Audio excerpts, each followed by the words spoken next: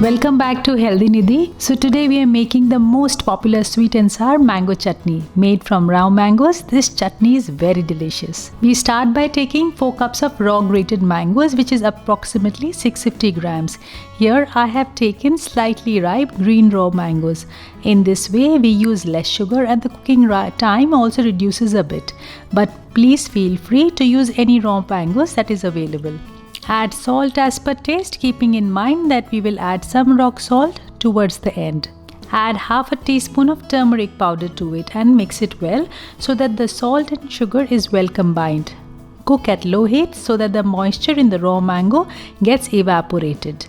Keep mixing the mangoes at low heat till the water evaporates.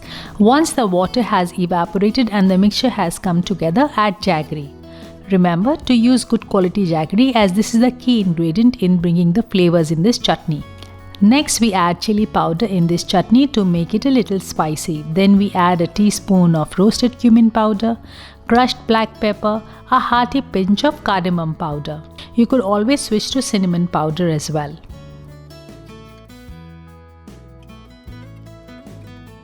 In case you are liking the recipe and you are new to our channel, don't forget to like, subscribe and share.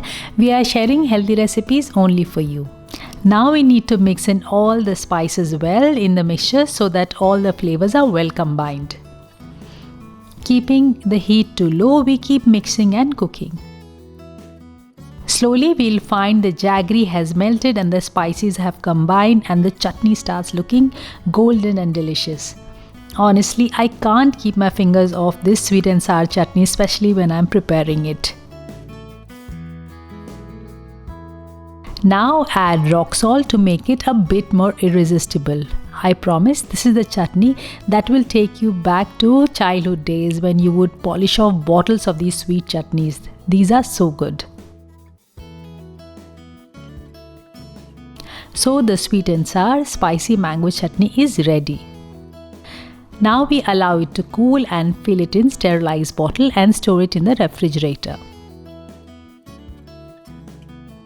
You can enjoy this chutney with gluten-free rotis or spread it over gluten-free breads.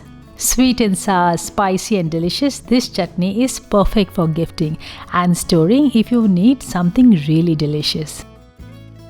So I hope you liked the recipe as much as I did, and don't forget to like, subscribe and share. We are sharing healthy recipes only for you.